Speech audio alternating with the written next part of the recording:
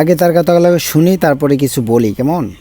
কারণেতে এই প্রবাসীদেরকে, এই বিদেশিদেরকে তাদেরকে কোনো জায়গা দেওয়া হবে না। 5ই আগস্টের পর আমি হাসনান আবদুল্লাহকে অনেক পছন্দ করতাম, ভাবতাম অনেক প্রিয় মানুষ, অনেক কাছের মানুষ। আচ্ছা, প্রবাসীদেরকে মানুষ না,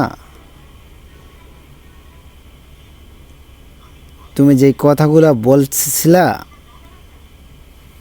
জনগণের সামনে, প্রবাসনে কিচ্ছু ভূমিকা রাখে না, দেশের আজকে যাবে আবার কালকে চলে যাবে, নির্বাচন শেষ আবার চলে যাবে, তো আমরা কি আরও ইত্যা? আমরা দেশের জন্য কিছুই করি না?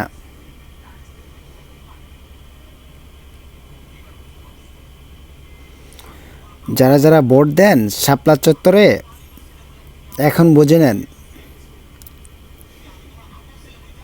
দেশের ভূমিকা কি রাখতে পারে সে।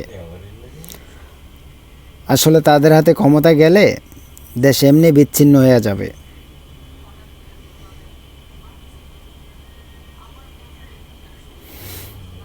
বেশি করে ভোট দেন তাদেরকে, বেশি করে সাপোর্ট করেন।